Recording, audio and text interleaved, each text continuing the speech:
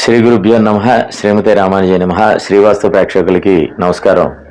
ఇవాళ వాస్తు విషయాల్లో మనకి పెరిగిన స్థలాలు, అదే మన గృహం స్థలం తీసుకున్నప్పుడు కొంతమందికి కొన్ని హెచ్చు తగ్గులనే ఉంటాయి. ఏ భాగంలోనే ఉండొచ్చు.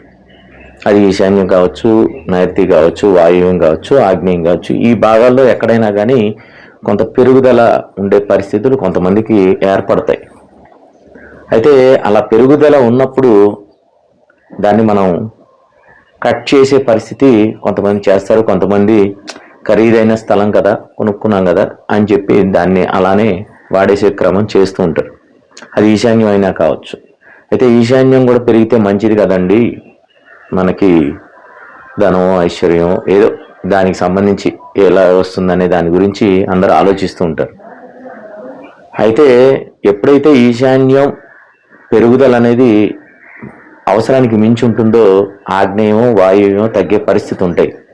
కాబట్టి ఈ విధంగా ఎప్పుడైతే జరుగుతుందో ఖచ్చితంగా అది కూడా దోషపూరితంగానే ఉంటుంది. కాబట్టి సాధ్యమైనంత వరకు పెరుగుదల అనేది ఈశాన్యం అయినా కూడా మనకి శాస్త్ర ప్రకారం రాసింది ఒక మినప గింజ అంతా పెరగాలి అని చెప్పి రాయడం జరిగింది. అంటే దాన్ని బట్టి మీరు ఆలోచన చేసుకోండి ఎంత పెరిగితే మంచిది అనేది.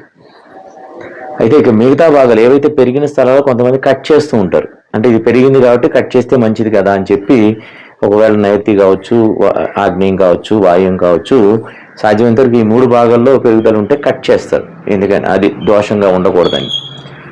అయితే అది కూడా మంచిదే. కానీ చాలామంది ఏం చేస్తారంటే ఎప్పుడైతే ఈ కటింగ్ చేసిన తర్వాత సరే స్థలం మందే కాబట్టి ఆ భాగం మనం కూడా వాడుకోవచ్చు, కటింగ్ అయితే చేస్తారు. అయితే చిన్న ప్రహరీ ఏదో కట్టి వెనక భాగంలో వాళ్ళ స్థలం వరకు పెద్ద ప్రహరీ నిర్మాణం చేసేసుకొని ఈ ఏదైతే ఆ పెరిగిన స్థలంలో ఏదో ఒకటి మొక్కలు వేయటమో లేదంటే ఒక దిమ్మలా కట్టి దాన్ని ఏదో ఒక రకంగా వాడుకోవాలి అని చెప్పి చాలామంది ప్రయత్నం చేసి వాడుతూ ఉంటారు.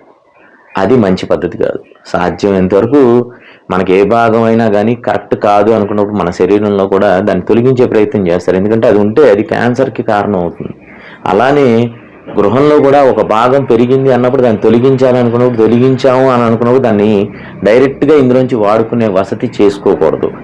ఒకవేళ కరెక్టే ఒక 5 అడుగులు పెరిగింది స్థలం, మనం ఇందులోంచి దానికి ఏదన్నా సపరేట్గా దారి ఉండి మనం వాడుకునే యోగ్యత దానికి ఉంటే ఆ విధంగా వాడుకునే అవకాశం ఉంటే వాడుకోవచ్చు. అంతేగాని డైరెక్ట్గా గృహం నుంచి వాడుకోవడం అనేది మంచి పద్ధతి కాదు. ఎవరైనా ఈ విధంగా పెరిగిన స్థానాన్ని మళ్ళా గృహం నుంచి వాడుకుంటే ఖచ్చితంగా అది దోషం. ఎవరు కూడా ఆ విధంగా వాడుకోవడం అనేది మంచి పద్ధతి కాదు. జై శ్రీమన్నారాయణ.